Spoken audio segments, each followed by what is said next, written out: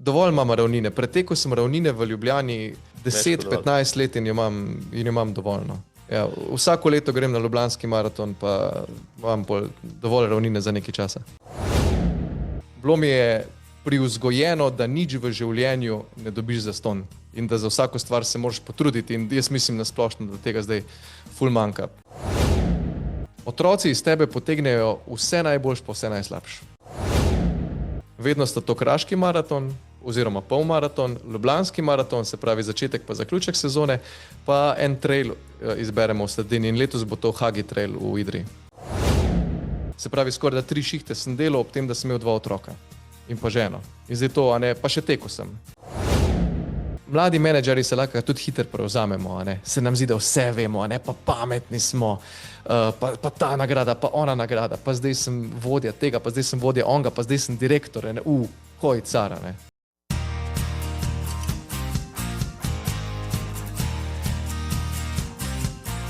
Drage dame, posebej dame, danes, ki tole gledate, pa gospodje, ki tole poslušate, pozdravljeni v še eni epizodi podcasta Zagret za tek. Ja, tako o teku bomo govorili, pa še o marsičem, moj cenjeni in dragi gost pa danes, Aleš Ugovšek. Živijo. Živijo, Marko. Glede na to, da si zdaj v Žireh, pa da se dost giblješ tudi v prestolnici, verjamem, da te praviloma nazivajo Aleš, ja? Ne, v Žireh ne, v Žireh sem Aleš. V prestolnici me nazivajo Aleš, drži. Ampak sem pa Aleš, jaz sem Štajerc. Sem iz Veleja ali Velenja, torej Aleš.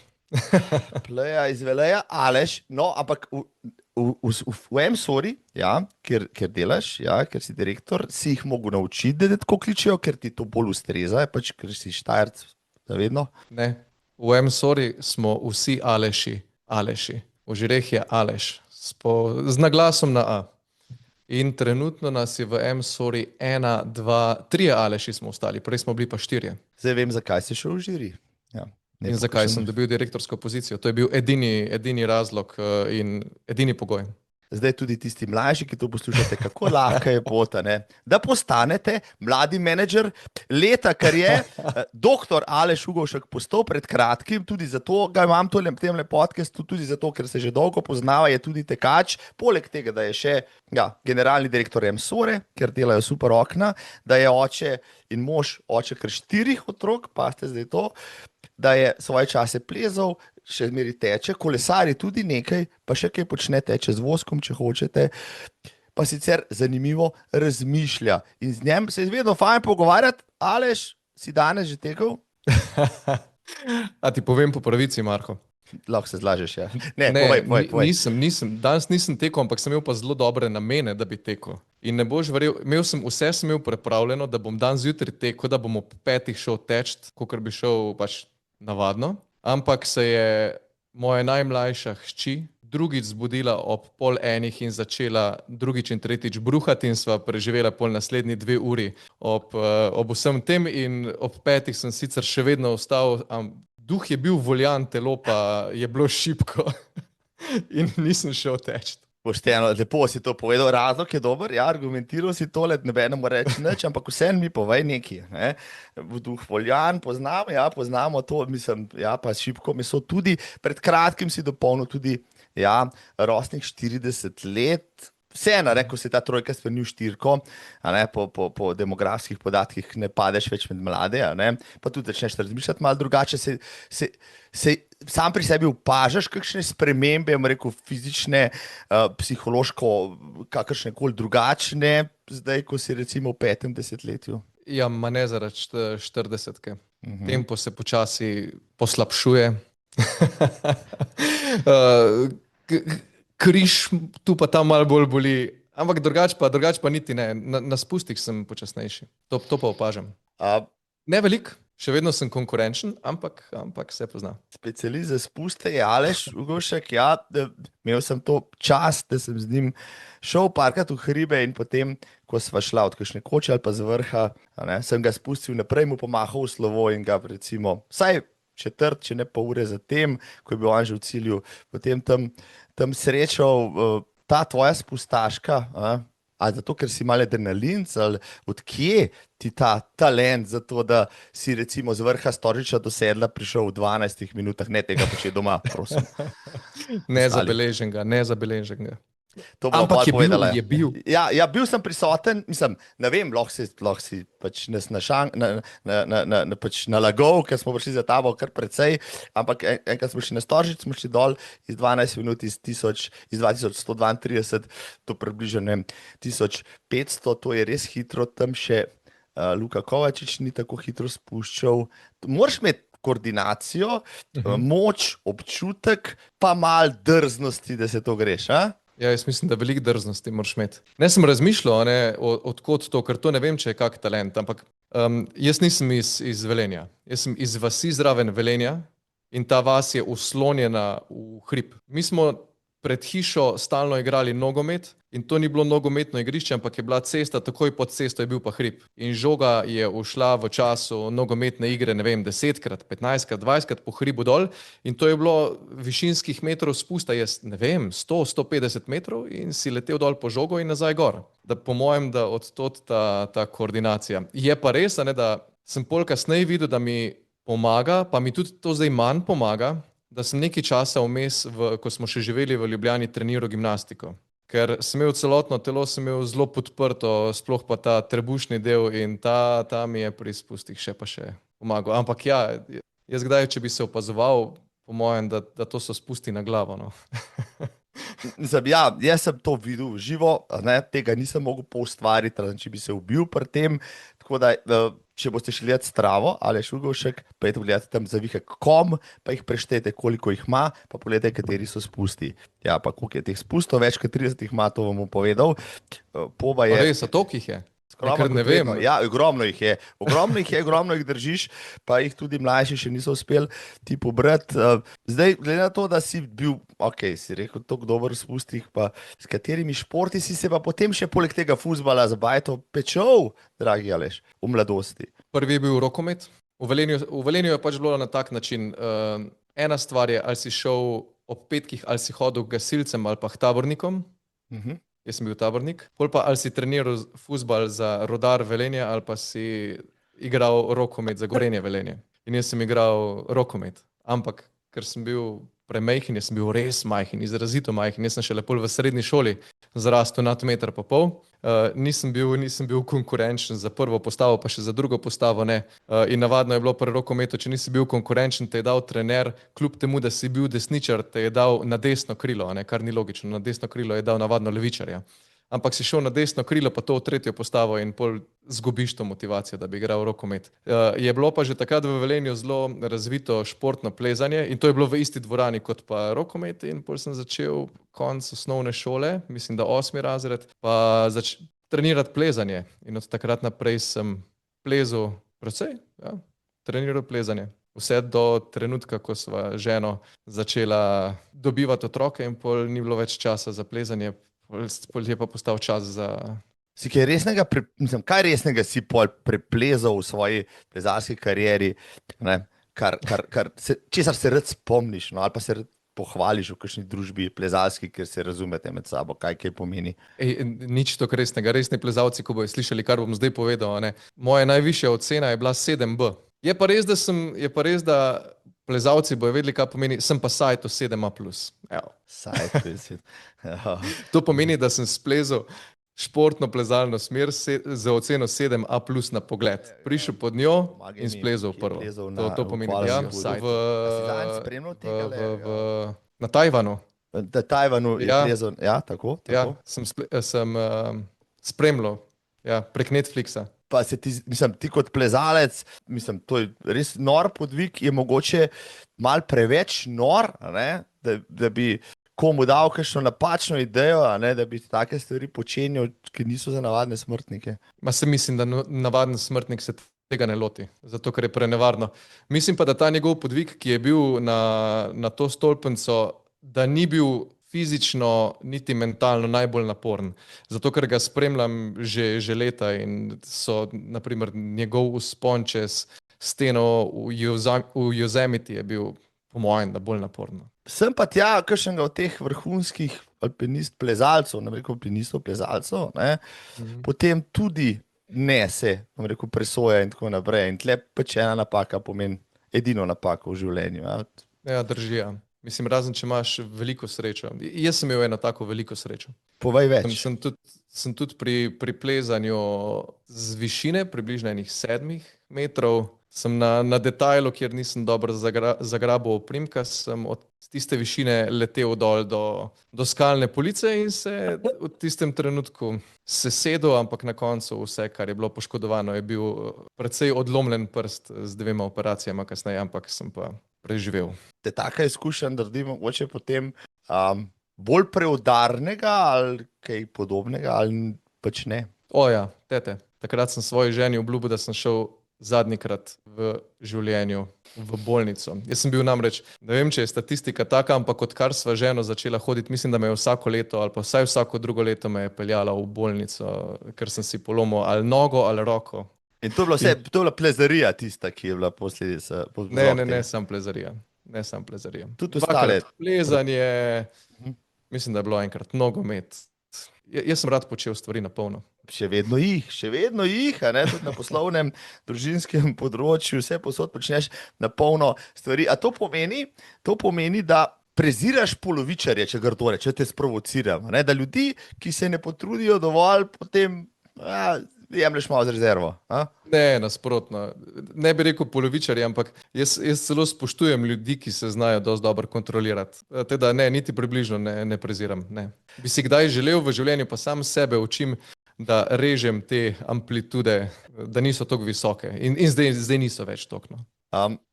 Zakaj misliš, pa zdaj bova potem tudi prišla na teh skozi to, zakaj misliš, da si high achiever v življenju? In si to prenesel na svet, te je okolje morda, če živiš tamle v Šaleški dolini, po hribih pa tako naprej, tudi nekaj prispeva k temu, a ne? Kaj te je oblikovalo takega, kot si? Zdaj, po 40 letih pa znaš morda vrednotiti, pa tudi gledaš svoje otroke, ki bodo, ne, prevzeli to tvojo genetiko, morda vidiš kakšne zametke tudi pri otrocih, kaj takega. Pa mislim, da od same genetike je dosti malo odvisno dosegov v življenju. Vse neke danosti so, ne? Danosti, ki so zdaj to fizične danosti, ampak drugače pa mislim, da je bistveno več odvisno od vzgoje.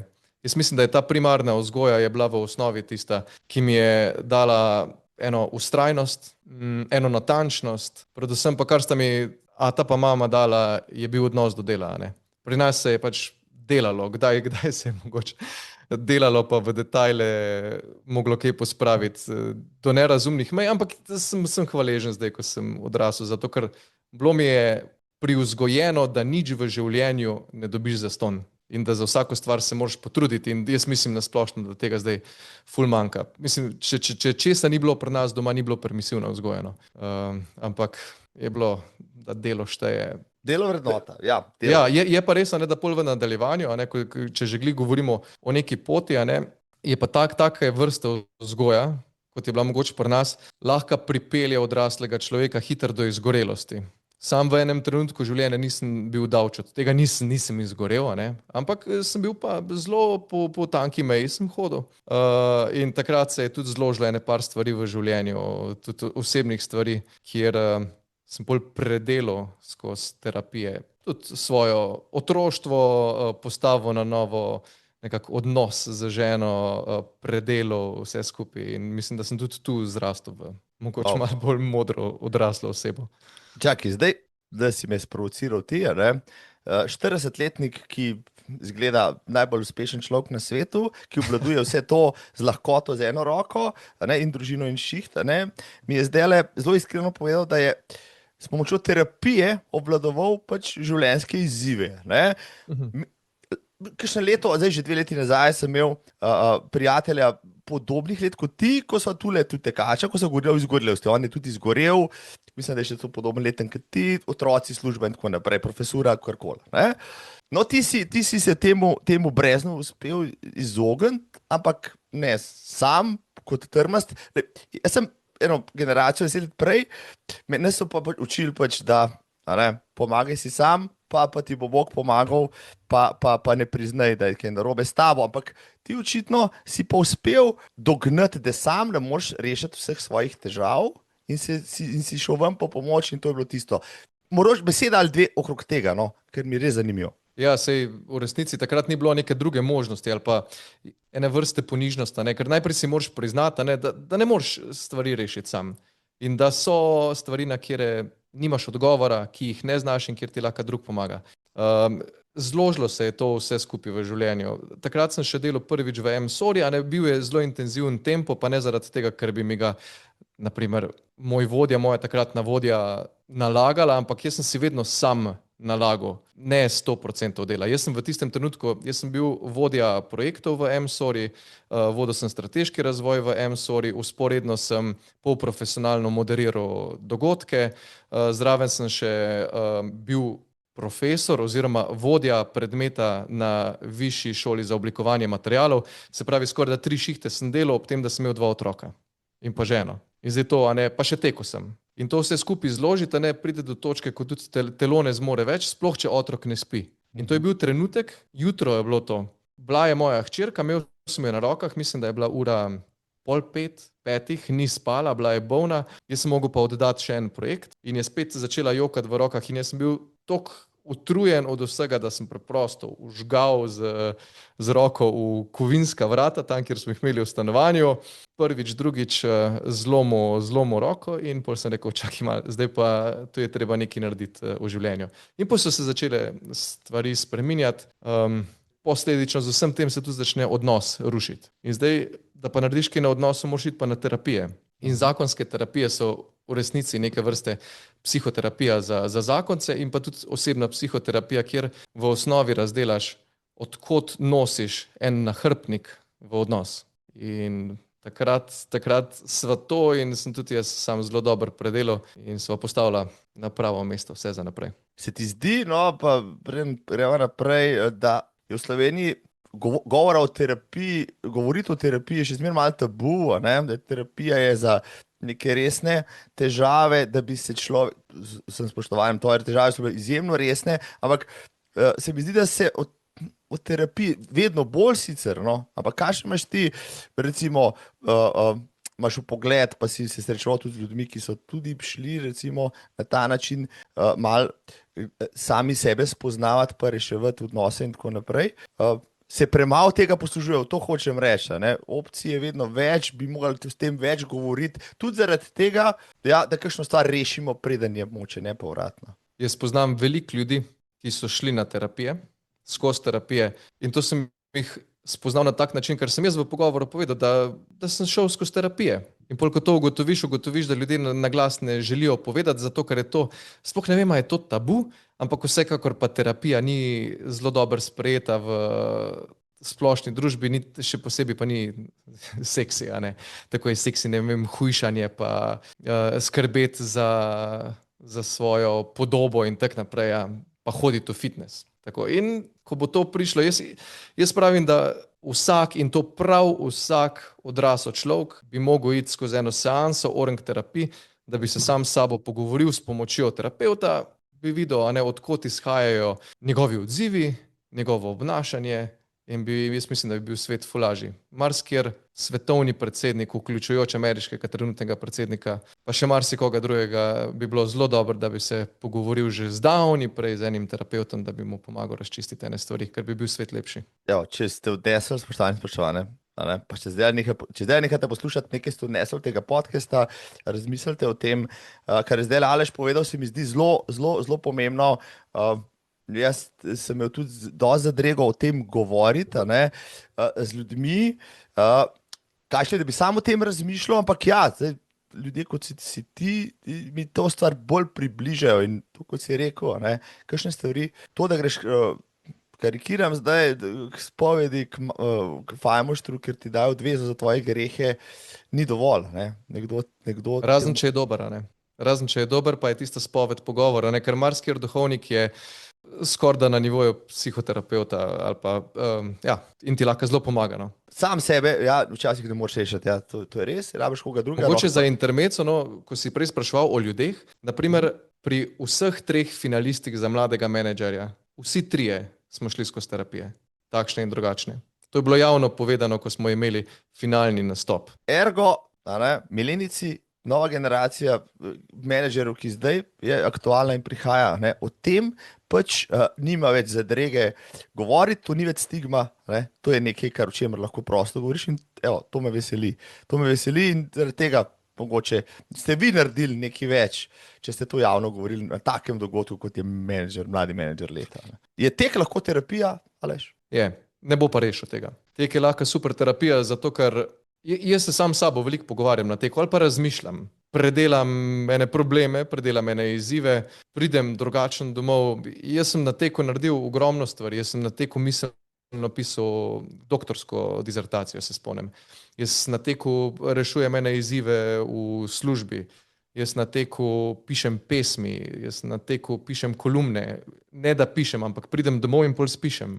Ampak ne vem, a sem enkrat to prebral, ali je to nek mit, da nad srčnim utripom 150 na minuto, da tvoji možgani delujejo pod drugačnimi obrati, procesi in da je takrat miselni tok bistveno hitrejši. Ja, to pomaga, ne? Nekateri jemljajo za to droge, ja, da stimulirajo mogoče tudi parasimpatično in drugo živče, pa srce, pa tako naprej, možgane. Tek je izjemen, zato kar si povedal, ne? Ja, če drugega ne, ja, več kisika pripelje pač na podstrešje in kar naenkrat so ti kakšne sinapse povežejo, ker si drugače ne bi. Ampak Aleš, kako si kot, rekel, tak energičen posameznik, pa plezalc, pa tako naprej, gimnastičar, ne, tudi, ne, pa zašel v tek, ki je pa, kdo bi rekel, bolj vse skupaj počas, pa bolj dolgočasen, pa dejansko moraš biti potrpežljiv in tako naprej. Sej ni, da bi zašel v tek. Sej jaz sem tekel že od osnovne šole. Jaz nikoli nisem bil hiter tekač in tudi na 60 metrov pa na 100 metrov nisem imel nikoli hitrih časov. Sem pa vedno tekmoval za šolo na krosih, to so bili 1000 metrov krosi, ali pa na 600 metrov teh tekih sem bil pa hiter.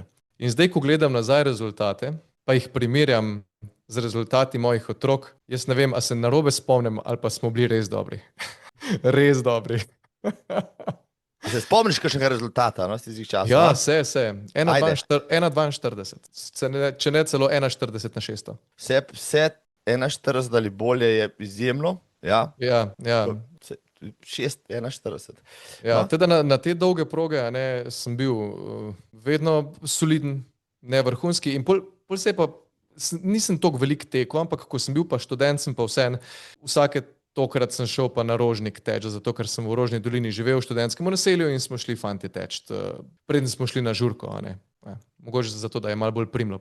Res sem teknil, ko si že vprašal, da sem se začel malo bolj ukvarjati s tekom in pa bilo pol z otroki. Zato, ker z otroki je začelo pa službo zmanjkovati časa in pol sem pa začel teč, predvsem ob jutranjih urah, no. Ko je svet še miren, mnogokrat teman. Pa si osnovi ampak moraš biti jutranji človek, da to počneš, ali je, boš rekel, to še ena stvar, ki si jo priučil na en način, ok, disciplina pri otrokih, vse jasno, ampak če ne bi jutranji človek, Bog pomagi. Ja, to ti spet ne znam povedati.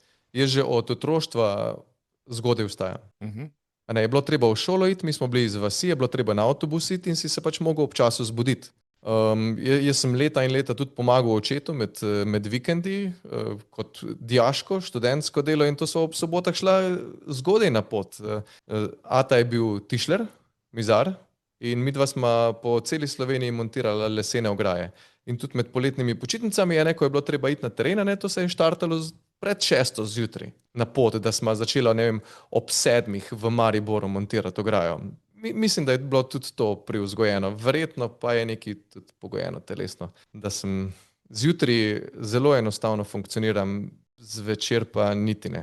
Ja, zdaj, če vprašava strokovnjake, bodo povedali, da sva midva bolj, jaz sem isti, da ne, zvečer težko gledam, zjutraj precej lažje, no čeprav pustimo zdaj to, a ne, starostjo se tudi to malo spremeni. Potem oče privzgojil ljubezen do lesa, evo, pa še to. To pa je. To bi pa rekel, da ja. Sicer niti najmanj namerno, ampak ja, jaz sem z njim od nekdaj delal in to je bila ena izmed najbolj jasnih odločitev pri meni v življenju. Točno se spomnim balkona, hiše, kjer smo montirali, ko sem jaz od očetovega kolega, s katerim smo skupaj montirali ograje, mi je povedal, sej, a veš, da pa obstaja v Ljubljani študij lesarstva. Od tistega trenutka naprej sem jaz vedel, kaj bom študiral. To je bil drugi letnik gimnazije. Si imel kaj dosti šolcev iz gimnazijskih vod, a so vsi prišli iz strokovnih vod? Večina iz strokovnih, zelo malo iz gimnazijskih. Ker noben gimnazijc pri zdravi pameti pač ne bi šel študirati lesarstva. Ti je kdo rekel v tvojem okolju, morda prijatelji domači, pa toliko boljših poklicev je, ti greš pa, foter je bil tišlar, ti bi bil pa lahko več. Ne, tega niso rekli. So rekli, mislim, zakaj greš lesarstvo študirati, če si na gimnazijo hodil? Ja, preč mi češ talenta, ne? Ja. No, me prav zanima, kaj zdaj pravijo na to. Ja. Kaj zdaj pravijo. No, zdaj tvoja pot je bila, delal si marsikaj, ja, bil si zelo zgodaj že, tudi mentor, ne, pa predavatelj, pa tako naprej, ne, že med študijem si se aktiviral. To, da si potem pristal v podjetju, ki se ukvarja z lesenimi produkti, pol niti ni presenečenje, sej drugega pač ne moreš počenjati.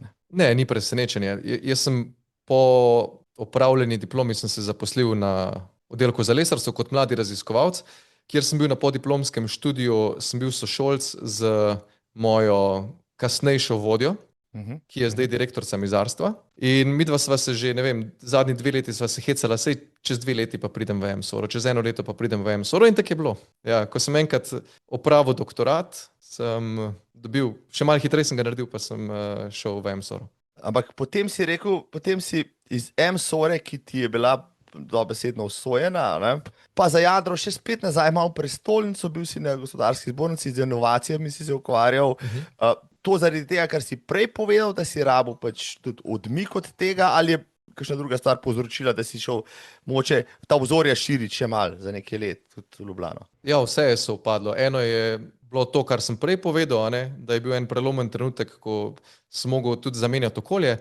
Drugo je pa bilo, da to, kar si sam rekel, da sem mogel iti širiti obzorja, ne? Da sem z nekim znanjem sem dobil, do ene meje sem prišel in tam sem dobil pol priložnost, da pa to znanje tudi iz drugih industrijskih področji poglobim.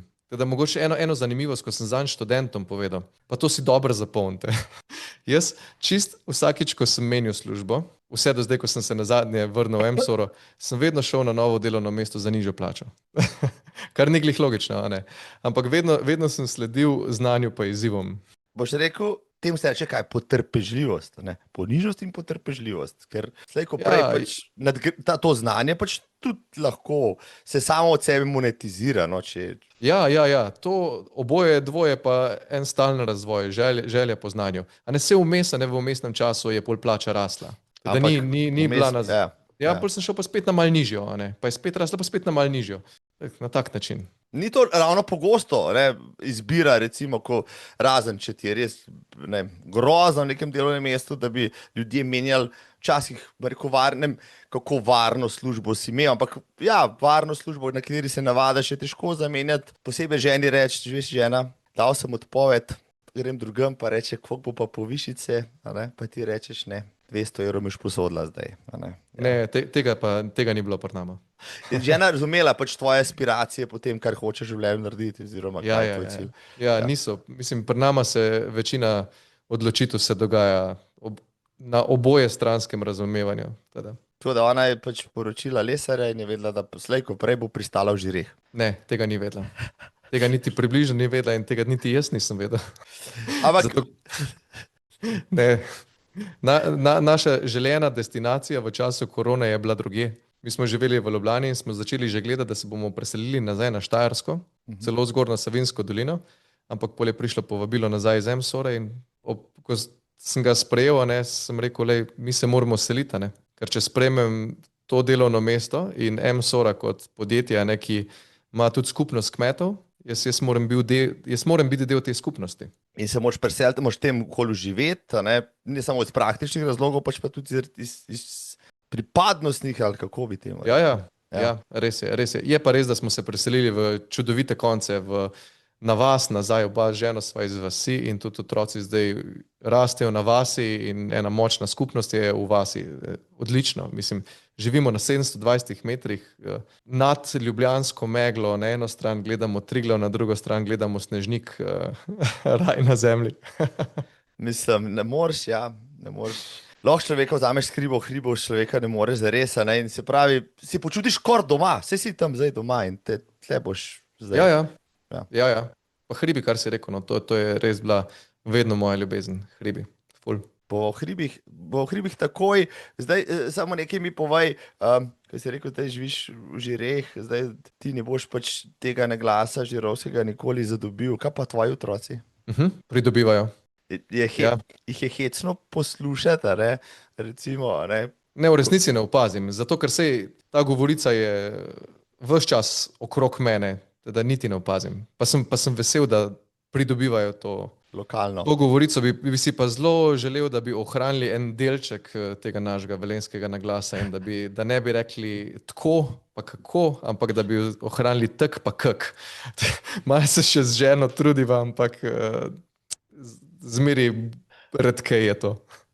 Ampak ja, se pravi, to sta jih pa vida naučila. Ne vida ste jih naučila, da pač, a ne, po velenjsko se tako rečem, tako ste doma govorili, otroci so tako govorili. Ja. Tudi v ampak Ljubljani. ne tako, tak. Tak.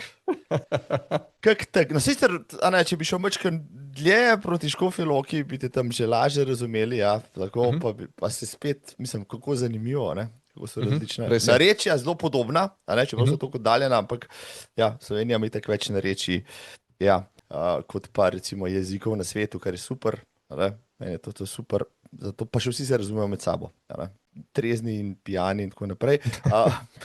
Potem bo tudi kasneje hribi. Povej mi v hribih, a ne, v hribih, zdaj si v hribih doma, se pravi v hribih tudi tečeš, več ali manj, ne vem, kje tam v Rovtah, pod Žirmi najdeš kaj ravnice. Ja, v Rovtah ni ravnice. V Rovtah vsakih 10 km ima minimalno 200 metrov višincev. Teda je v redu, je super. To ti ustreza še prav, včasih pa še iti mal čistko iztet se, pa bi pa ti sklanec res najeda ali ne. Ne, niti ne. Rad imam razgiban teren, rad imam vzpone pa spuste in če mi kaj, bolj bi mi ravnina najedala. Dovolj imam ravnine, pretekel sem ravnine v Ljubljani 10-15 let in jo imam dovolj. No. Ja, vsako leto grem na Ljubljanski maraton, pa imam dovolj ravnine za nekaj časa. Statistike pravijo, da si bil tam 9-krat, a to drži ali kaj še manjka? Jaz mislim, da 10-krat. Ja? No. Ja, zato ker enega ni.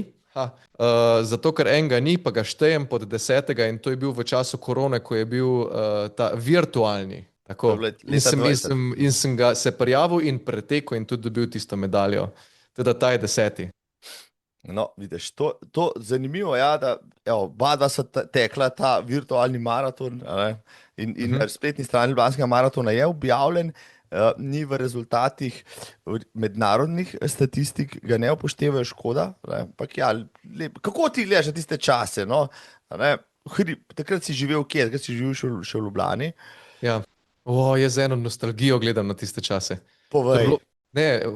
Ful je bilo fajn, kot družina smo bili res povezani. Dan je bil še bolj strukturiran, kot je pa mogoče zdaj, ampak se je točno vedelo. Jaz sem vedno začel zgodaj zjutraj delati, oddelal tiste 3 ure, pol je žena nadaljavo učila šolo, ona je glasbenica in je profesorica glasbe in je imela skoraj tako malo studio postavljen doma, kdaj je otroke vključila, da so sodelovali pri glasbeni vzgoji. In pol sem spet nekaj časa delal, pol smo šli pa navadno vsak popoldan ven. In to smo šli navadno v Griče in smo se odpeljali, ker smo mogli biti znotraj občine. Občina Ljubljana je pa res velika in sega od Grosuplja pa na drugi strani do Dobrove. Ja. In smo zahajali v take konce Ljubljane, ki jih prej nismo poznali. In zakaj pravim, da še z nostalgijo gledam? Najvzhodnejši del Ljubljane in najvzhodnejši vrh Ljubljane meji na Grosuplje in na drugi strani v Grosuplju je ženine sestre družina.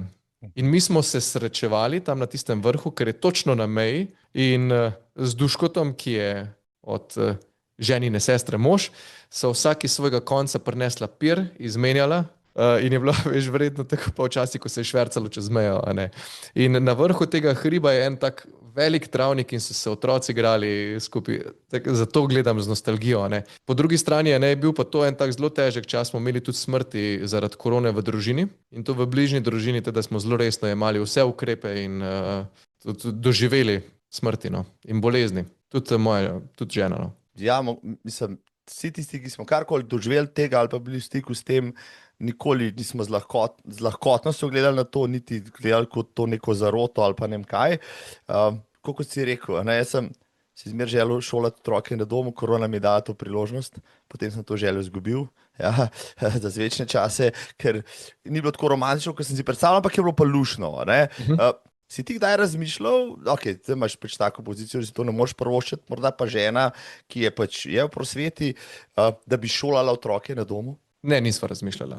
Ne, mislim, mogoče so bili prebliski, ampak jaz mislim, da šola je zelo pomembna tudi iz stališča socializacije otrok in nujno morajo otroci dobiti te socialne pluse in minuse iz vseh koncev in da je to nujno potrebno. No. Ja, se pravi, ja, interakcije morajo biti, tudi še travme morajo biti in tako naprej. Morajo. Seveda, ne, sej. Ja. Pa smo spet pri terapijah, pol odrasli dobi, ampak ja, hvala Bogu, da imamo nekoga, ki ga lahko krivimo. Aleš, ok, 10 ljubljanskih maratonov, enega sva tekla skupaj, takrat si me premagal, po koronski meni eden najlepših leta 2021. A res? A sem te premagal? Mislim, da si mi dal 5 minut, ja. Kad si premagal magično mejo. Ok.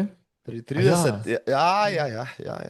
Točno, pod 3 pa 30. Takrat si ciljal na to, no. Takrat si, mislim, zakaj zdaj tečeš, recimo? Zdaj tečeš zato, da si glavo spucaš, da si v fizični kondiciji, da se malo umakneš od vsega skupaj. Zakaj? Da tekmuješ? Ne, sploh ne. Jaz nikoli nisem tekel zato, da bi nekaj tekmoval, pa tudi takrat sem imel sam željo 3 pa 30 teči, zato ker sem bil dobro pripravljen. In sem rekel, jaz mislim, da lahko tečem 3 ure po pol, in zdaj ne res sem tekač, bo rekel, da tole pa res ni nič. Ampak za mene je bil kar izziv in zaradi tega sem si takrat postavil za izziv. Drugače pa, kar se tiče tega, jaz ne tečem na hitrost, pa kljub temu, da mogoče bom še pa zadal, da bi obrnil naprimer 10 na 40 minut, ne, ali pa da bi spustil 21 na uro 30, ne.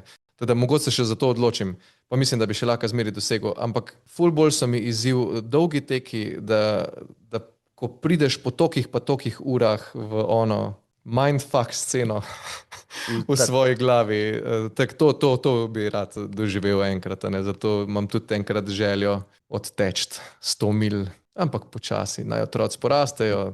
Ja, zen, ki se vžge, ja, to je to, ne, to lahko dosežeš samo, ja, ko ura poje kaže dvomestno in več številko, ja, prej pač tega ni, časa imaš še dovolj tudi za to. Zakaj si šel pa na prvi ljubljanski maraton, recimo, a ne, izziv, stava, provokacija? Sploh se ne spomnim, zakaj sem šel. Vem, da šel sem na 21, potem sem pa rekel, ne vem, čez eno leto, zdaj bi šel pa na 42. Po mojem, da je bil, ali pa sta bili 2 21, niti se ne spomnim. Si se kaj posebej potem pripravljal na to, ali si vzel to tako kot usput? Ne, nič posebej se nisem pripravljal. Jaz nisem nikoli zares kaj zelo treniral. Jaz sem sam tekel in to mi je bilo fajn. Pač upošteval sem to, da ko sem šel prvič na 21 km, so mi kolegi rekli, da vsaj enkrat stisnem več kot 15 km, po 15 km pa sem šel. Pa ko sem šel prvič na 42, so mi rekli, da enkrat moraš teči tam med 35 pa 40 km, pa nekaj jih moraš narediti teko tam 21-25 km in to sem naredil.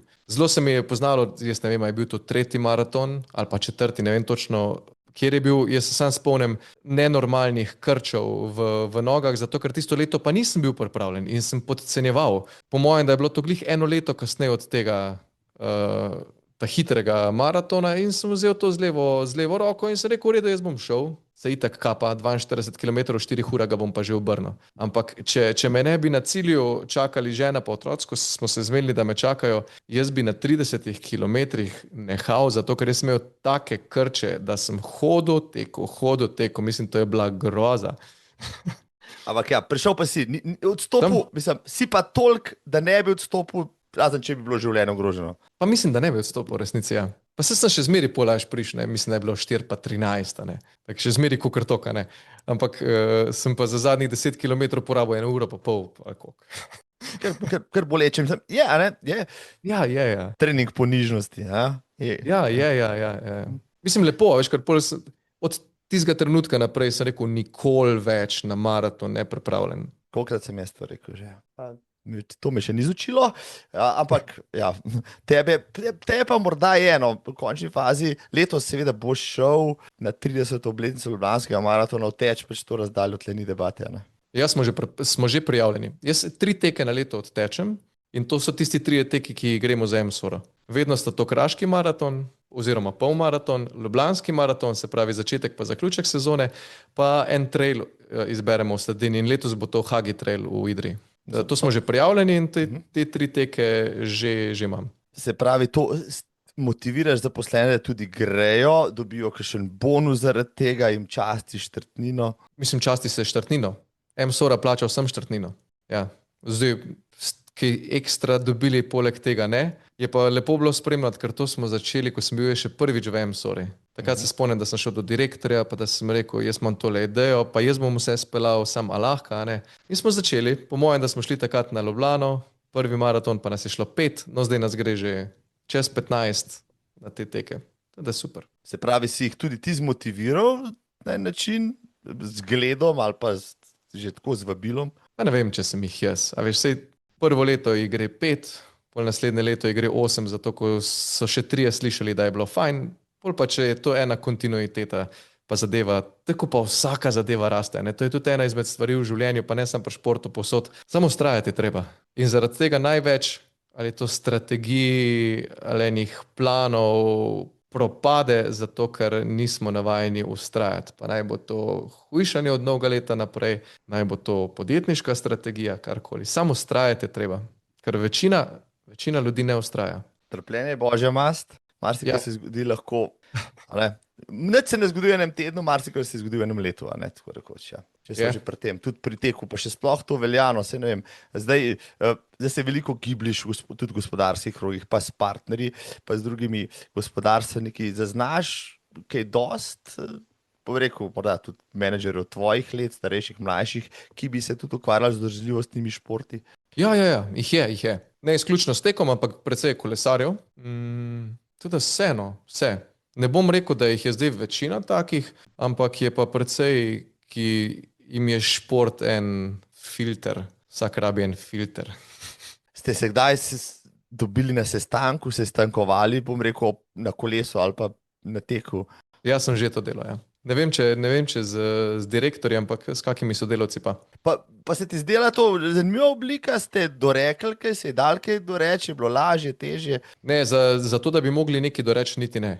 Ampak da je bila pa ena stvar, ki bi jo lahko predebatiral v pisarni z zaposlenim, pa da je bilo treba malo globje priti v razumevanje enega problema, je bil pa tek zelo učinkovito sredstvo, da smo predebatirali. Z bivšim direktorjem MSOR-e sva ta zadnje leto, kar je bil on v MSOR-i, ko me je tudi uvajal, sva šla, namesto da bi imela sestanek v pisarni, sva lepo šla v petek, konc šihta, pa sva šla teč za 1 uro pa pol, pa se zmenila stvari.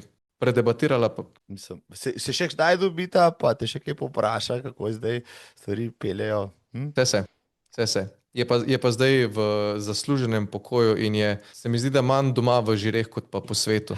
Ker je, on je navdušen popotnik in tudi navdušen ultratekač. Ja, noro. Ima pod pasom take zelo zanimive, tudi diagonalo norcev in podobne. Se pravi, imaš mentorja in vzornika, ki ga moraš še na tem področju dohiteti pa prehiteti. Ja, je lahka ena dobra motivacija.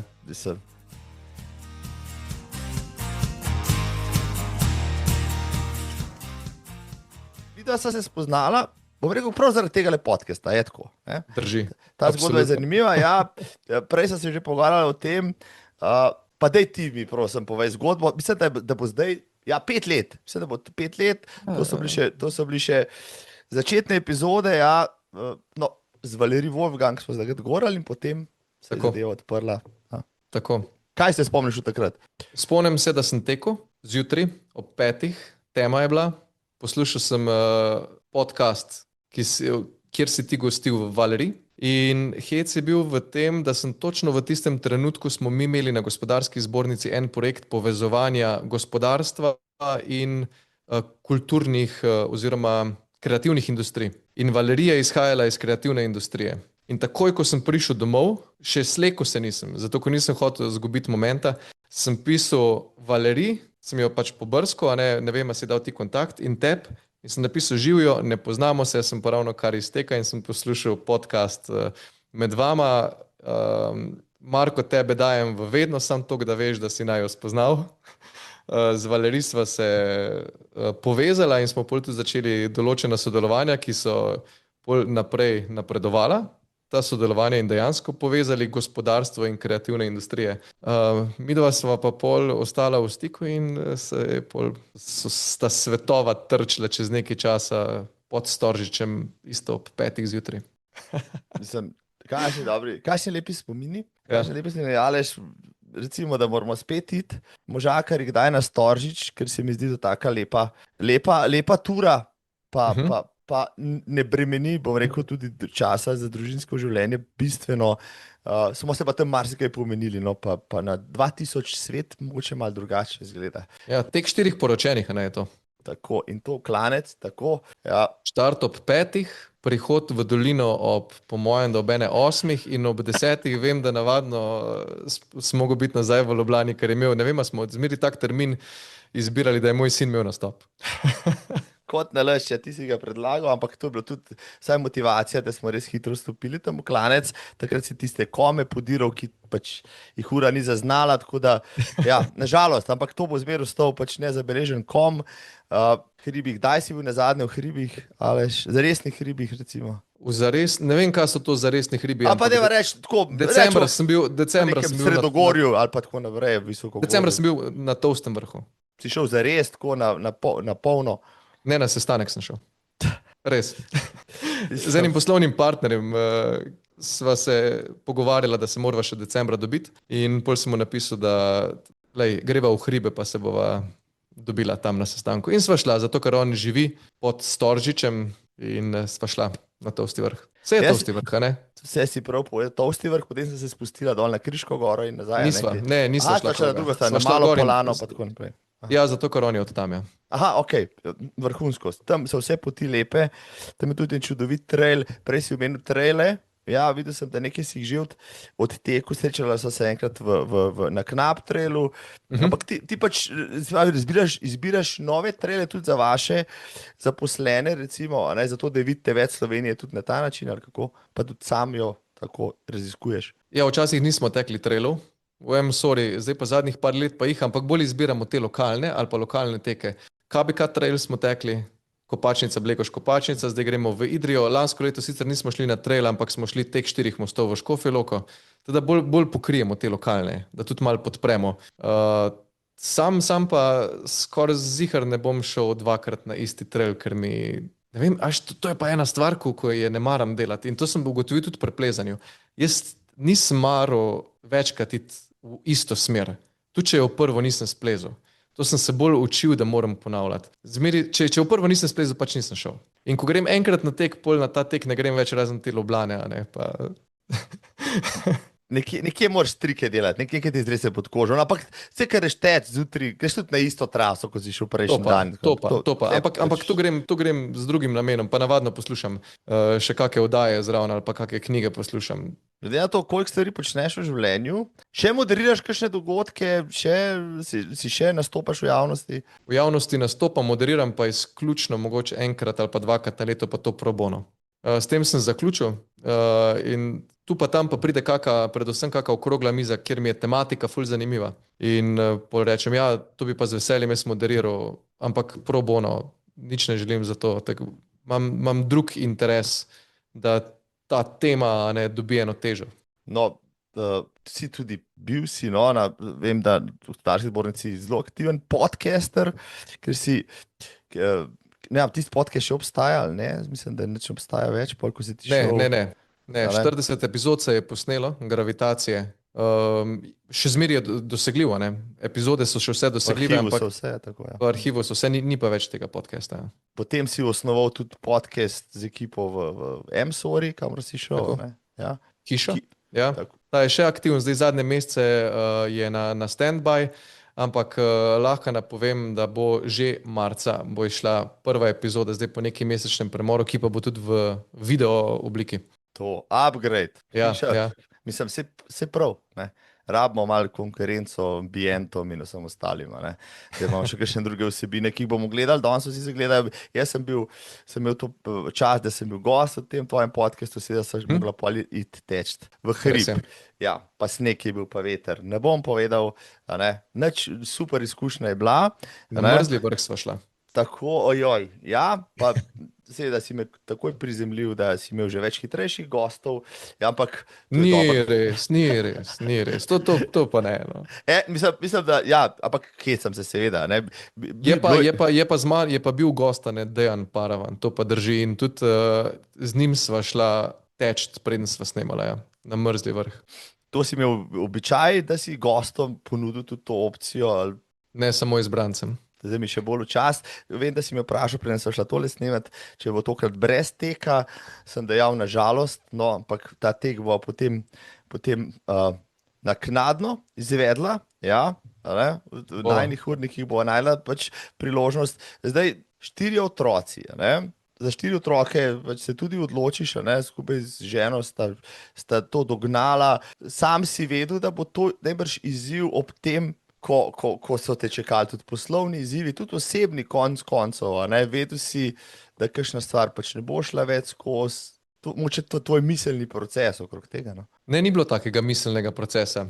Jaz sem vedno postavljal družino na prvo mesto. Mhm. Kljub temu, da mogoče ni izgledalo, a ne, ampak že miselno pa zavestno sem vedno postavljal družino na prvo mesto, ker sem vedel, da če bom dal družino na drugo mesto, pa službo na prvo mesto ali pa delo, bo družina izostala. Zato je bila vedno družina na prvem mestu in ko sva se žena odločila za otroke, sva se zelo zavestno in z nič razmišljanja, joj, kaj pa bo zdaj to za sabo potegnilo. Zmeri smo bila, sej bo, a ne. Lej bova že zmogla. Preskok iz 1 na 2 je bil presenetljiv. Nisem pričakoval, da je to toliko bolj intenzivno, ker s prvim je kar nekako šlo in pol v smislu se ta drugi je sam še eden zraven, ampak v resnici je ful velik preskok. Pol je bilo malo pauze, pol pa iz 2 na 3, pa iz 3 na 4 je bilo pa. Dosti enostavno, no. Dosti enostavno. Zdaj se to tek sliši, no. Bistveno lažje, kot pa iz 1 na 2. Meni osebno, mogoče komu drugemu ne. Ja, mislim, vse to si lepo povedal, ja, če vprašaš družine, ki imajo 7, 8 in več otrok, ponavadi se pritožujejo bistveno manj kot tisti, ki imajo samo enega ali pa mogoče 2. No, kako sam, pač zdaj to družinsko življenje, 4 otroci, to je, mislim, jaz trdim, da je družina moj največji dosežek, a ne, otroci prav gotovo in jih z veseljem gledam.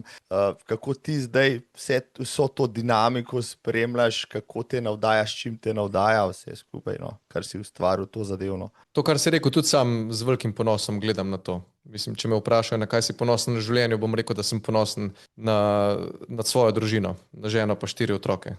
Še lepo bom povedal, da sem ponosen, ne vem.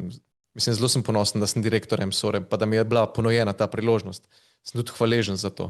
Ampak spremljati te odraščajoče otroke je en tak poseben čas. Ne bom rekel, da je zmeri ful lušno, zato ko ni. Ampak otroci iz tebe potegnejo vse najboljš, pa vse najslabš. Najboljš, kar človek nosi, vse potegnejo ven in tudi tisto najslabš, kar imaš nekje prikrito. Ker ob nespečnosti, ob tem, ko si stresiran, naj bo to zaradi službe ali pa zaradi česa drugega, ko si utrujen, pa pol še pritiskajo, res iz tebe potegnejo nekje izpet ven nekaj, kar še sam se nisi priznal ali pa nisi vedel, da v tebi obstaja. Ne? In to prečistiti. To je en, kdor zna to, pa se tega zaveda, lahko zelo nekako, po mojem osebnostno zrasteno. To teče 100 mil. Na ultri, a ne, če se dal. A veš, potrpežljivost, a ne. Ljudje bojo mogoče povedali ali pa povejo, no, da sem zelo miren človek. Miren, tako vseb miren, a ne. Druga sem energičen, ampak vseb sem pa miren, ampak to potrpežljivost, veš, nobeden me ne more toliko na obrate spraviti, kakor te lahko otroci doma. Nikoli si ne bi mislil, da tisto štručko, ki obljubiš večno ljubezen v porodnišnici, samo desetletje ali malo več kasneje, ja, bi lahko zadavil, ja, pri živem telesu. Ne, to pa ne, zadavo pa ne, no. Marko, zadavo pa ne.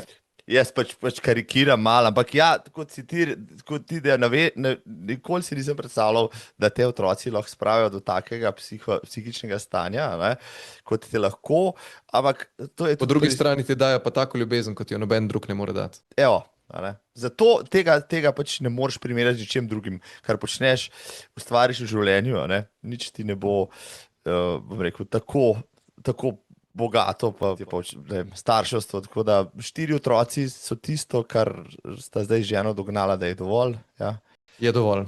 Je pa ful fajn pri ta 4. otroku, želel sem reči pri ta 4., sem začel res tako doživljati v polnosti to očetovstvo. Zanimivo. Ja? Ja, tako, a veš, res se mi zdi, da prej pri prvih 3 je šlo to zelo hiter mim, pri 4. sem bil pa pozoren na določene detajle, dobil sem naprimer šele pri ta 4. otroku voziček za teč.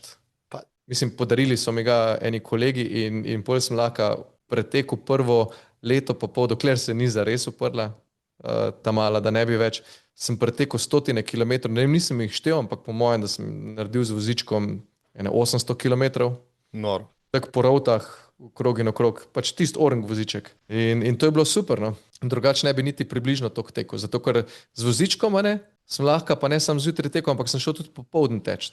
Ker je tudi ženi ustrezalo, da sem vzel ta malo, pa je naložil v voziček, pa sva šla.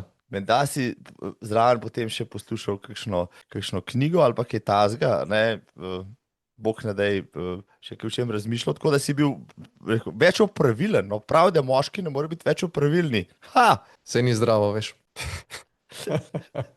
Misliš, hočeš reči, če preveč stvari počneš naenkrat, ampak recimo, no, jaz tudi večkrat grem teč, pa si dam gor podcast, ne, ker se mi, takrat imam čas za to, ne, pa se zelo o tem seveda vmes, da ga ne poslušam, da mi misli zatavajo, ampak vseeno mi to daje še eno dodatno dimenzijo, kar bi kdo mogoče rekel, ampak ti imaš tam naravo, a ne, imaš cel kup enih drugih stvari, ki bi jih lahko konzumiral, a ne, ti se pa odločiš za tisto hreščanje pač v slušalkah, a ne, kako ti gledaš recimo na to? Vsakomur, kakor mu paše, bom rekel.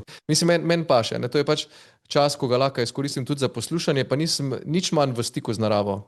Je pa res, da večkrat tudi muziko poslušam. Zdaj so me vprašali, zakaj to poslušam, pa sem se malo pohecal, pa tudi nekaj resnice. Jaz ko tečem, a ne po noči, pa v teh naših rovtarskih hribih in gozdovih, če imaš nekaj v ušesih, ne slišiš, kaj se dogaja okrog tebe. In v temini gozda je lahka tišina zelo glasna, ko kaj poči.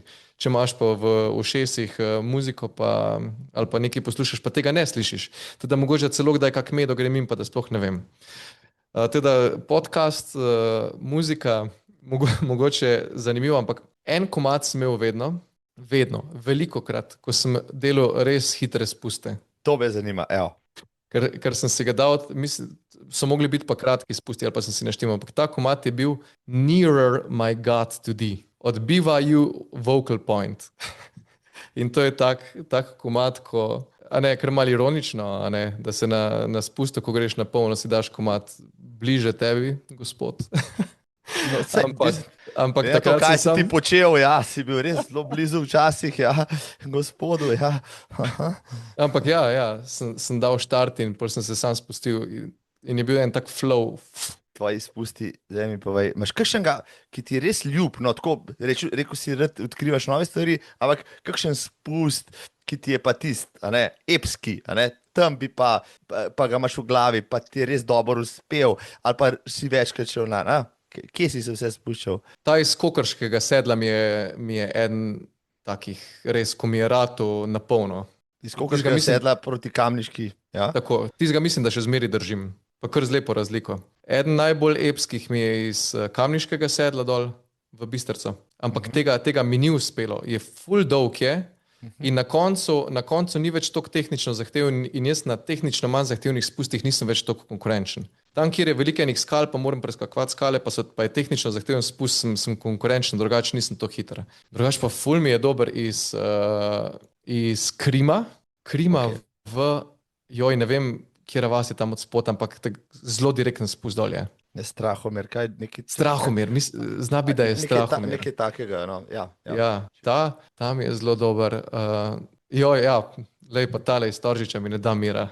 Ker tega pomagi mi iz Storžiča pa dol do Kajkoča, Kališče, ja.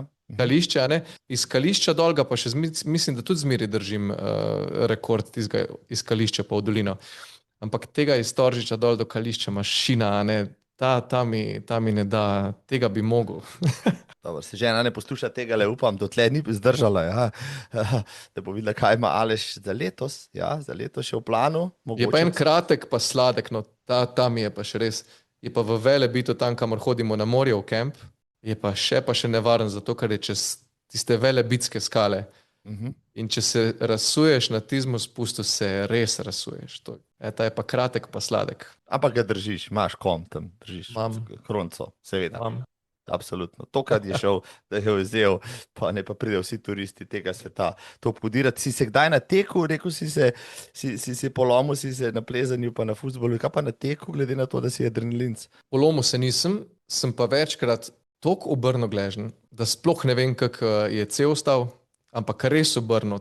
A veš, ko si na spustu in skočiš čez skalo in obrneš, ko ne veš, ko misliš, da ti bo noga utrgala, ampak nikoli nisem zvil gležna, da bi imel, a veš, na primer, pol v Longyearbyengu. Ja, pa zatečen res. Malo zatečen je že bil, ampak da bi pa resno, pa ne, kar je zanimivo. No. Pa ne tako ostane zdaj. Naj ostane. Družabnih, socialnih, kakršnekoli že medijev ne uporabljaš, až za LinkedIna pa Strave, ali kako? Ja, LinkedIn in Strava, ja.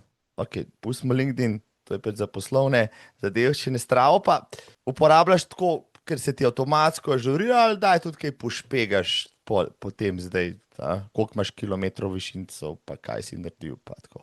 Ja, to pošpegam. Mislim, en cilj si zadam, koliko kilometrov, naprimer, si želim narediti. Ampak predvsem mi je Strava ful uporabna, da si rišem poti. Kadar grem kam v nekem, ne vem, lahko je to v tujino ali pa kamorkoli drugam, bolj zrišem progo, da grem tam odteč 10-15 km, ker ne poznam, ne vem. Ok, zdaj glih sem se vrnil iz Tirane, a ne, Tirano zdaj že malo bolj poznam, ampak še vedno sem si mogel narisati eno progo za zjutraj. In to ti na Stravi uspe in potem v naravi uspeš temu tudi slediti, ali kje ugotoviš, da je malo pred zaguljeno ali pa kaj ta zgodba. Ne, sedam na uro. Aha. Prenesem si progo na uro, pa pol me ura pele. In si na ta način odkril poti, ki jih drugače ne bi, ali kako? Ja. Pa tudi zanesla me je kdaj pot v konce, ko se je pot nehala, pa sem se pol naučil, da na Stravi, ko zrišeš pot, moraš res gledati tiste modre se reče heat mapse. Ja, da urisane poti, ki niso modre, jih ne izbiraj. Sploh ne na Velebitu. Nauk te zgodbe, spoštovani, zapišite si. Vem, ja, boste rekli, isto napako si naredili. No, evo, Aleš je to potrdil tudi svoje izkušnje. Koliko kilometrov lansko leto na Stravi je zabeležil Aleš Ugošek, veš to z glave? Nekaj več kot 1200. 1212,12, ja. Ok, ja. Ja, lansko leto so mi skoraj polovico kolesa so mi kupili moji gostje na 40-ki in sem pol kupil kolo in sem začel kolesariti. Mislim, premlad si še za kolo, mislim, pa trenažer goniš, a prav vidim to na tvoji strani. Ja, seveda, jaz sem imel oktober rojsten dan, in pol se je začela zima in sem dobil trenažer en mesec na posojo, najprej za darilo in pol mogoče hecna anekdota okoli tega trenažerja, ampak mi imamo mehno hiško, a ne. Družina s 6 člani, živimo v hiški 141 kvadratov. Se pravi 70 kvadratov v štuku in eno kolo ga dati noter, pa trenažer v eno majhno sobico zasede kar lep procent. In ker ni bilo prostora za to kolo, sem si jaz naredil svoj man's cave na podstrehi. Pod špico strehe sem pospravil pod streho in si gor dal trenažer in ta špica je glih toliko visoka, da ko se usedem na kolo, imam glavo tako lepo pod špico in zdaj po zimi, ker streha ni izolirana, je gor so optimalne temperature, padejo tudi pod ničlo in pol lepo kolesarim na trenažerju zdaj po zimi. Ni mi vroče, 1 uro lahko kolesarim na polno, par stopinj pod streho. Pa to si zdaj naštimo, si displejčke Zwift, ni da ni, to ti vse laufa, ali kaj? Ja, računalnik si dam. Zdaj, iz Zwifta sem na zadnje prešaltil na Ruvi, ko mi je bolj zanimiv, ko lahko kolesarim po svetu. In zdaj še na ta način svet spoznavaš, če ga že ne moreš drugače. Ja, ga bom še. Mislim. Si rad potuješ po svetu, Aleš? Zelo rad. Midva žena sva ogromno potovala, dokler nisva imela otrok. Vsako leto sva šla od začetka za 1 mesec, pol pa vsako leto za 2 meseca sva potovala po svetu. Pol z otroki sva bila zaenkrat samo v Španiji pa na Škotskem, zdaj gremo letos v Albanijo za 1 teden. Ampak se vrnejo. Vrnejo se leta, ko bova spet, verjamem, da potovala v kraj, kjer sva že bila. Najmlajša je stara, koliko deli Dve. zdaj.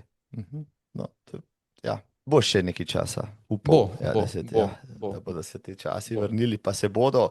Enkrat, zdaj, ko si na kolesu, to ti je pač kot rekreacija, se boš navdušil nad tem, da te bodo parjavali še na kakšno Franjo ali kaj podobnega. Ma nimam nekih namenov, verjetno kdaj bom šel na kako poskusiti, ampak ne vem, to mi boš mogoče ti pomagal, ampak zanimiva bi bila kakšna tekma, kjer bi skombiniral trail tek pa gravel, zato ker sem gravel kolo kupil. A veš, da bi ta dvojček imel, pa bi bil lahko zanimiv. Mislim, da na Soči imajo nekaj podobnega, ne vem, če je to že skupno šteje ali to so dve ločeni na Soči, na Outdoor Soča festivalu. Najbrž si že bil, če ne boš, to je konec. Konec junija, začetek julija, sicer so dopusti takrat ponavadi, ampak velik dogodek je iz tega nastal, vem, da je večdnevni, vem, da grevlarje sem videl tam tudi, ne, pa cel kup trail tekačev, tako da morda, če te je zanesla ni tako daleč od tebe tam gor, pa boš moče se tam v tem preizkusu. Zdaj letos si rekel, maraton boš odtekel, pa vse tale trail v Idriji, še kaj drugega pač ne, ker ni časa. Ne, drugega ne bom. Tale v Idriji je 50 km, pa bo dovolj za letos. Se bom tekel sam, jaz sem tako samljen tekač, lonely wolf. Samcat, premišljevalec, ne, pa kar vidim kamero za tabo, kako sončni vzhod gre gor, Aleš pride na hrib, ja, zavzdihne in se potem poda naprej. Ja, verjamem, da bi znali biti kakšni posnetki prav lepi, ja. Vlačiš telefon s sabo, ti je do tega, da narediš kakšno fotko dobro zaradi sebe, zaradi koga drugega, ali pač nimaš, ti je dovolj, da to vidiš, no, pa da ponotraniš. Ne, se jo naredim. Nikdar sebe, no, ampak posnamem pa fotko narave ali pa nekaj, ja, to pa. Zdaj, prej si mi dejal, da imaš cel kup še medijskih obveznosti zaradi tega, ker si pač mladi menedžer leta ali česa drugega, zaradi firme? Ja, predvsem zaradi tega, trenutno zaradi te nagrade, ja. Kaj pomeni mladi menedžer leta? No, mislim, kakšen kriterij je to v osnovi, pač poleg tega, da si uspešen, no? Koliko mlad moraš biti, da prideš v to konkurenco? Toliko mlad, da ne presežeš 40 let, se pravi, da sem ulovil sem to za las. Je pa to precej poglobljen postopek, no, ga niti sam nisem poznal, ampak novembra so me klicali iz Združenja Menedžer, da sem bil nominiran za mladega menedžerja. Nominirajo te drugi direktorji, razne vodje iz drugih podjetij. Komisija presodi, a je ta nominacija ustrezna in potem izberejo krog teh nominirancev in če potrdiš, da si pripravljen iti v to, dobiš en tak daljši vprašalnik, kjer te izprašajo v vprašalniku o tvojem načinu vodenja, o trajnostnem vodenju, o razvoju, o inoviranju, o tem, na kak način delaš z ljudmi, pregledajo vso poslovanje podjetja in potem izberejo na podlagi tega top 5. Top 5 finalistov, no, je povabljenih na zagovor pred komisijo, kjer te komisija dodobra izpraša. In pol prideš med top 3. Top 3 kandidati, ki so jih letos nas poimenovali superfinalisti, smo pa mogli najprej napisati eno kolumno kot razmišljanje na določeno temo, ki je tudi objavljeno na spletu. Potem je pa še naloga izmeri se zavzetost zaposlenih preko zlate niti. In to je tudi ena izmed stvari, ki gre v točkovalnik, ker komisija ima zelo jasen točkovalnik in pol potočkuje in tisto, ko ima na koncu največ točk, je zmagovalec. In dejansko se do zadnjega trenutka, do trenutka, ko ne pokličejo na oder zmagovalca, ne veš, a si zmagal ali ne. Kar pomeni, da smo mogli vsi trije, ki smo bili v dvorani, smo čakali, koga bojo poklicali, smo imeli pripravljen kratek govor. Sem trije so rekli, govor pripravite, nikoli noben ne ve, niso tebi naprej povedali, da boš... Ne. Tako kot na Oskarjih, ko kamera gre sem pa tja in potem... Ja. Ja, ne vem, kak je na Oskarjih, ja. Ampak če je na tak način, pol je na tak način, ja. Mislim, kaj ti pomeni to, bom rekel, priznanje? No, si 2 leti si na vodstvenem položaju v M-Sori, vodiš 300 ljudi, tvoji pristopi so sveži, inovativni, očitno tudi učinkoviti. Nekdo je to prepoznal zelo hitro, zelo kmalu. Ti mi povej, evo. Ja, lagal bi, če bi rekel, da nisem zelo ponosen na to. Po drugi strani sem ful hvaležen sploh za priložnost, da vodim. Je pa ena velika odgovornost je to. To odgovornost čutim, ker ko enkrat dobiš eno priznanje, se od tebe tudi pričakuje. In veliko ljudi mi je reklo, da sam ostan tako, kot si. In bom ostal tako, kot sem. Je pa odgovornost na mene, da pač peljem dobro firmo naprej. Teda mogoče pa je ta nagrada, prej si rekel, inovativni pristopi. Jaz verjamem, da ne glede na to, na kakem mestu si, ali si zdaj podjetnik ali kjerkoli druge delaš, moramo za sabo puščati lepši svet, dober svet in delati v svetu dobro. In jaz to večkrat komuniciram ali pa govorim, na kak način se da mogoče kakšne stvari lepše narediti ali pa na drugačen način, pa je zdaj to mogoče ta nagrada tudi en take sorte mikrofon, kjer bom lahko to večkrat povedal. Upam, da Jano, mislim, si pač pripadnik te generacije, ki se jo ne sliši še dovolj, se mi zdi, no pa tudi vrednote, ki jih ti želiš, bom rekel, oglaševati ali pa pokazati, so vrednote tvojega podjetja. Jaz sem bil pri vas takrat, na stenah imate to napisano. Zdrava kmečka pamet, ta mi je všeč, pa spoštovanje, v katerem si tudi pisal, recimo v kolumni. Bom po linku spodaj, spoštovanje, si to lahko preberete, izvrsten zapis, ki je, mislim, mimogrede, kar bom rekel, vzbudil nekaj odzivov tudi v širši javnosti. Je tako? Ja.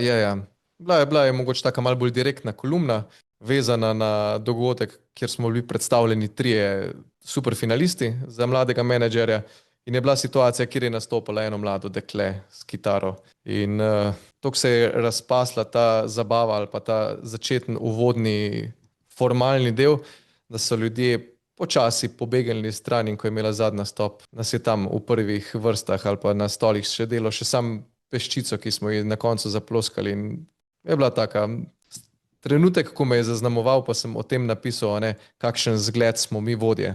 Da zelo radi govorimo, kako vodimo z zgledom, na koncu pa pol pademo na takih najbolj osnovnih zadevah. No, ti imaš vsakodnevno pač izzive, oziroma tako rečeva, rekla sem pripadnost, zdrava kmečka pamet, drznost in spoštovanje, to je tisto, kar bereš vsak dan, pa tvoji zaposleni tudi, 300 jih je, kaj ne, v firmi, MSORA je, podjetje, zadruga, konglomerat, ki ima izpostave v drugih državah. To je, organizem, ki je ogromen, na kar včasih morda je tudi težko zasledovati to črto, ki si jo narisal, da jo boš, ko pridejo težave, problemi, ki jih morda ne moreš pa spoštljivo in tako naprej naslavljati. Kako se s tem soočaš, recimo? Ja, to si potegnil eno ful pomembno stvar ven. Vrednote napisati ali pa živeti je velika razlika, ker ni enostavno vedno živeti vrednote. Te 4 vrednote, ki si jih ti izpostavil, so vrednote, ki so značilne za naše enotomizarstvo. Medtem ko celotna MSORA kot skupina ima povezane vrednote, ampak med njimi so gospodarnost, zanesljivost, skrbnost, razvoj, pripadnost in povezanost in pa varnost. To so na primer naše vrednote. Zasledujemo pa poslanstvo, da zagotavljamo dolgoročen razvoj in varnost našim zaposlenim, zadružnikom in delničarjem. In zasledovati v kritičnih situacijah te vrednote ni zmeraj enostavno. Prideš do kritične situacije, kjer se moraš odločiti med tem, ali boš naredil en posel, pa požrl to svojo vrednoto, na primer varnosti, ali pa ga boš spustil, pa boš rekel, ne, to bo ogrozilo našo varnost. Tu se pol lomi, a živiš vrednote ali ne. Teda, ko imamo kdaj kakšne težje odločitve, potegnem list, pa napišem vseh 6 vrednot, pa rečem, ok, dajmo si pomagati z vrednotam. A smo pokljukali vse vrednote s tole odločitvijo? Ker s tem, če smo pokljukali vse, ne pol bomo mirni. Si naučil, rekel, svoje podjetje, ljudi, mislim, da te že razumejo, veš, po 2 letih te poznajo že odprej. Je težko skomunicirati, včasih so kakšne stvari nelogične na prvi pogled, ravno spet so pri potrpežljivosti, spet so pri tem, da vidiš 2., 3., 5., 6. korak, 7. potezo in tako naprej. Na kakšen način ti, recimo, svojim podrejenim, svojim zaposlenim, sodelavcem na vse zadnje, potem stvari, ki bi jih oni morda naredili drugače, potem preneseš, da te razumejo, zakaj je to prav. Ne moremo sem. Preveč ljudi, v firmi, konec koncev smo tudi na različnih koncih Evrope. Ampak če bi vse gre čez vodje, naša ožja ekipa, vodstvena ekipa MSORA nas je vsega skupaj nas je 5. In prek njih gre naprej do naslednjih vodij, naprej do ljudi. Ampak kamorkoli pa pridem, ko so ene stvari, pa probam v osnovi najprej osmisliti, zakaj bomo naredili to in kaj bo sledilo. Ampak vedno začenjam z zakaj. Zdaj to se zelo sliši kot iz knjige, ampak ne bom zdaj omenil, to je knjiga od Simona Sineka, Always Start with Why, pa te knjige jaz v resnici nisem nikoli bral, ampak meni je logično mi je, da moraš najprej človeku obrazložiti, zakaj nekaj delaš, pol pa kako boš to naredil. Da dobiš ti smisel, ker na tak način, če jaz tebi zdaj razložim, zakaj bova šla na Storžič po vertikalni poti, a ne? Zakaj ne bova šla čez skališče, boš ti čist drugače motiviran, kot pa če bom rekel, zdaj bova šla pa gor po vertikali. Ker ne boš razumel mojega pointa, jaz ti bom pa mogoče želel povedati, jaz imam pa v mislih od zadaj, greva po vertikali, zato ker sem lansko leto sem probal iti po vertikali, a ne, pa sem, zdaj si izmišljujem, en del segmenta ga nisem podelal, a ne, pa bi rad tam dobil kronco, a ne, pa greva še enkrat, ker želim dobiti. Če ti jaz to na začetku razložim, lej, pet, Marko, greva po vertikali, lansko leto se mi je naredilo to pa to pa to, jaz bom tamle vmes bom pobegnil, zato ko bi ful rad tole kronco dobil, počakal te bom na vrhu, a gre z mano, a ne, pa ful mi bo pomagalo, zato ker me boš pri tem podpiral. Až ti boš imel čisto drugačno motivacijo. Daj mi povej, a ne, tvoj način vodenja, a ne, to je pač sestavljanka vseh izkušenj, ki si jih doslej dobil, vsega znanja, ki si ga nekje povlekel. Ne. Prinesel si ga okolje, rekel, ki morda tega prej ni bilo vajeno, ne, očitno daje rezultate. Ne. Oziroma tako je, ne. Se še zmeraj učiš in se zmeraj testiraš kakšne nove stvari, ali imaš pač v grobem zadeve narejene in ti je vse skupaj, rekel, precej lažje, kot ti je bilo. Oziroma, drugače hočem reči, ne, ti si človek, ki je vedno na polno, tako da si predstavljam, da si nič ne olajšaš, da zmeraj iščeš nekaj novega in tako naprej. Ja, to je res, da zmeraj iščem nekaj novega, ne. Popravil bi te, vse rezultati MSOR v tem trenutku so še vedno v veliki meri zasluga mojih predhodnikov. Jaz vse sem stal na ramenih velikanov, ne, da sem se učil. In tudi MSOR so postavljali drugi. Jaz jo pač peljem v mogoče neko novo prihodnost, pa mogoče z drugačnimi pristopi. Teda ne bi sam sebi pripisoval vseh teh rezultatov, sploh pa ne zato, ker vse te rezultate ustvarjamo vsi, da smo si na jasnem, to bi rad poudaril. Kar se tiče pa poskušanja nečesa novega, pa stalno testiram. A veš, ne vem, grem na en seminar in pol tam predstavijo eno metodologijo z nekimi karticami. Ne? Lansko leto je bilo to na Združenju Manager, ko je bil menedžerski kongres. Na koncu smo imeli ene kartice, pa smo se tam igrali in tiste kartice sem jaz privlekel domov, sem jih dal v PowerPoint in pol sem naredil skupinsko igro, zato ker sem imel sestanek z eno ekipo in sem rekel, zakaj bi mogli sestanek imeti na tak način, da bi se sam pogovarjali, če lahko jaz ful dobro to metodologijo uporabim, pa za intro pridem že do polovice poti, kamor želim priti s tem sestankom. Se pravi, to je pač eno metodologijo sem uporabil, pa sem jo testiral, pa sem videl, da pije vodo. Teda take stvari stalno poskušam, niti približno ni, da je zdaj mi kakorkoli lažje. Kar je lažje zdaj je pa, da smo postavili MSOR-o na trdne temelje, kar se tiče vrednot, kar se tiče poslanstva, kar se tiče razumevanja MSOR-e. Jaz sam sem vedno videl MSOR-o kot neko drevo, z zelo trdnimi koreninami, z veliko krošnjo, v kateri so naši zaposleni, pod krošnjo je prostor za varnost naših partnerjev, kupcev in tako naprej. In tudi drugi nekako že razumejo, ne, ta moj pogled in je zaradi tega lažje zdaj. Ker imamo te temelje, imamo osnovane, ampak zdaj je razvoj pa stalen. To nikoli ni konca. Vem, da si znam potem, da znaš iti pravi čas domov, za razliko od menedžerjev, ki visijo cele popoldneve, cele večere v pisarnah, ti greš, 2-3, zaključiš s svojim delom in greš domov, čas preživljaš družino. Je tako? Ja, drži. Jaz zelo zgodaj začnem. Res, moja jutra se skoraj izključno vedno začnejo ob 5. Doskrat ob 5 vstanem, 10:05 sem s kavo za računalnikom in delam, če že glih ne grem teč, ne? Ampak bolj redko zdaj tečem, bolj pogosto to delam, ali pa sem v proizvodnji ob 6.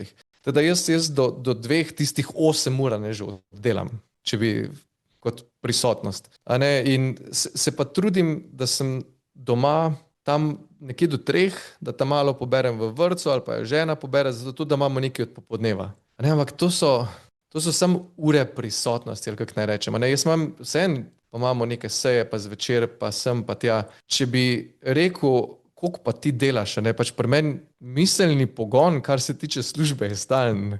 No.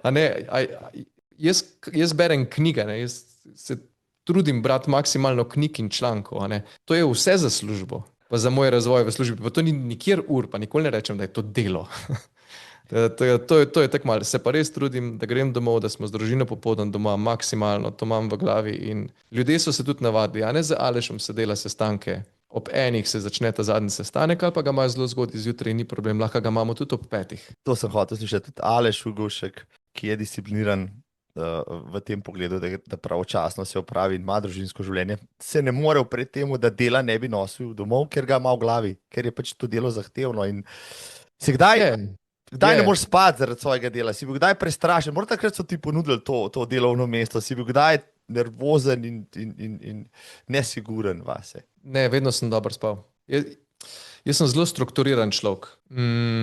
Moja varnost je tudi moj koledar in moje obveznosti. Moj koledar, če bi ga kdo pogledal, ko ni tako mogoče strukturiran, pa mu to ni tako blizu, bi kar panični napad dobil, kot pač poln je. Drugače pa zvečer zmeri naredim pa tudi čez dan, čak zdaj ti bom nekaj pokazal, ker to je pa nekaj, kar me stalno spremlja. Okay. Ampak to je, mene strašno živcira, da imam karkoli v žepu. In v žepu imam stalno takle bel listek, kjer imam majhne naloge, ki jih moram narediti in jih črtam. In pač toliko časa ga imam v žepu, da ne prečrtam vsega. Zvečer tudi napišem, ok, tehle nalog se takoj lotim 10 čez 5 zjutraj. 3 naloge, da naredim cap. To je pač, to meni pije vodo. Ne vem komu. Mogoče bo to kdo poskusil, pa bo zdaj rekel, fajn, to mi je pomagalo, verjetno pa večini ne bo. Jaz sem napisal na listek, bom dal tja, ker me najbolj moti, zagate recimo, jutri grem teč, ja, od 5:30 in enkrat bom že mogoče zaradi tega šel, oziroma pravijo tako, če si daš te kaške copate, pa majico pa gate zraven posle, ja, je velika verjetnost, da boš šel prej, kot pa če imaš to recimo in štuk nižje, ko se spravaš tople posle, tako da tvoj recept ni morda tako slab, ja. Ni tako slab, eni bi si kaj tetovirali na roko, tega ne bomo počenjali. 3 lastnosti morda za konec, da boš do 3 doma, bova počasi morala tole zaključiti, jaz se s tabo vedno rad pogovarjam, pa zmeraj odvijajo vse mogoče, tako kot danes, teme, ki morda nimajo skupnega s tekom, tudi tem tekaškem podcastu, ampak želel sem pokazati, spoštovani, da je v naši tekaški sredini veliko zanimivih ljudi, ki razmišljajo tudi o teku malo drugače, kot pa bi kdo mislil in so zaradi tega morda še bolj uspešni tudi v življenju, so integralno povezani, pa rekel, gibanje pač je, ena od stvari, 3 lastnosti recimo, ki bi jih ti izpostavil, mogoče ali pa še nekonvencionalne lastnosti, vsi vemo, kakšen mora biti dober menedžer, ali pač ne, kaj ti misliš kot, novi val direktorjev, tisti, ki pač, bo zdaj še malo bolj pod žarometi, kaj se je z Ugoškom sedaj dogajalo, ko je poslal mladi menedžer, vse veš, kaj se dogaja z gazelami, gazele, vse ponavadi pol, nimajo več take rasti, še več, marsikatera gre v stečaj, kaj se bo zgodilo z Ugoškom mladim menedžerjem, letom bomo vsi gledali naslednjih 10 let, daj mi povej, rekel si strukturiran, to pomeni, imaš trdne temelje, 3 lastnosti, ki bi jih ti ceniš, recimo pri menedžerju, ki bi ga boš zaposlil morda kdaj, ki bo tebe enkrat nadomestil, kaj bi rad videl pri človeku in kaj meniš, da je tisto, kar brez česar pa res pač ne gre, da si vodja, lider, človek, fotor na koncu, tako naprej. Spoštovanje kot prvo. Ampak to res mislim, spoštovanje drugega človeka, takega kot je. To je ful pomembno, ker če imam jaz spoštovanje do tebe in te sprejemam takega kot si, te bom vključeval v procese in v tudi nek razvoj. S tabo bom spoštljivo komuniciral in če bom s tabo spoštljivo komuniciral, bom bistveno lažje rešila težave. Naprimer, spoštovanje je nekaj takega, kar veliko svetovnih voditeljev nima. Druga stvar, ko jo jaz zelo cenim, je samoiniciativnost. To pomeni, da ni treba nekomu pokazati, kako nekaj narediti ali pa mu ga stalno usmerjati, ampak da bo sam videl in brez tvoje prisotnosti ene stvari speljal naprej. Seveda je moja vloga kot vodje, da ga opolnomočim, ali je to z znanjem, ali je to z izkušnjami in da sem mu na voljo kot nek mentor ali pa kot coach, ampak njegova naloga pa je, seveda ob mojem zaupanju, da bo sam speljal stvari. To je druga. Tretja, ko je pa, mogoče bom komu že siten, ampak se mi zdi ful pomembna, je ponižnost. Sam razložim ponižnost. Na telefonu imam že leta na zaslonu misel, ki je sicer iz Svetega pisma, iz Sirahove knjige. Tem večji si, čim bolj bodi ponižen. Ponižnost nas stalno uči, nikoli ne vemo vsega, pa nikoli nismo boljši od drugih. In to zavedanje, predvsem, ko recimo greš po eni hierarhični lestvici navzgor ali pa po karierni poti navzgor, nikoli ne veš, koga bo srečal na poti dol, ali pa ko boš slej ko prej bo šel ti tudi enkrat dol. In ne pozabiti, koga bo srečal na poti gor. In tudi biti ponižen v tem smislu, jaz ne vem vsega. Meni se zdi, da vsak dan, ko kaj novega preberem, pa se nekaj novega naučim, se mi zdi, da vem manj. To je lahko kar frustrirajoče. Ampak iz tega stališča biti ponižen, ker mladi menedžerji se lahko tudi hitro prevzamemo, se nam zdi, da vse vemo, pa pametni smo, pa ta nagrada, pa ona nagrada, pa zdaj sem vodja tega, pa zdaj sem vodja onga, pa zdaj sem direktor, koj cara. Na koncu dneva smo vsi sam ljudje. Ljudje, ko smo na naših funkcijah v taki vlogi, da služimo drugim, ne da drugi služijo nam. To je naša naloga. Mi moramo druge opolnomočiti, pa jim služiti, da jim pomagamo priti, da bojo tudi oni enkrat tu, kjer smo mi. Tako, evo, to troje. Spoštovane, doktor Aleš Ugošek je bil tole. To, kar je zdaj povedal v zadnjih 2-3 minutah, lahko uporabite pri poslu, v družbi doma, pri vzgoji in tako naprej. Jaz mislim, da se da povsod potegniti ven ene koristne smernice za delovanje in življenje. Aleš, jaz se veselim najnega snidenja spet v živo, upam, da po vertikalu. Ja, še v letu 2026, tako v letu, ko si pač postal mladi menedžer leta, pa ko si spet spoznal še nekaj več, kar pa ne veš, in to je pač prekletstvo ljudi, ki se vedno radi izobražujejo. Kam bo šel laufat s to Milko? Evo, sigurno si že kjero mal uočil, pa boš zdaj na glas povedal, ko jo boš enkrat šel. Če bi zdaj izbral, da bi mogel iti, bi šel Istro. Mislim, da je, a se reče, ne, a je Istra, na Hrvaškem pač ta 100 milka. Enkrat sem gledal filmčke, pa se mi je toliko dopadlo. Pravijo, da je izvrstna za vod v ta ultra trail svet, in da ko jo tečeš, pa hočeš še. Nimam, na primer, želje iti UTMB. Oziroma UTMB bi šel sam, enkrat v mirnem času, ne na tekmi.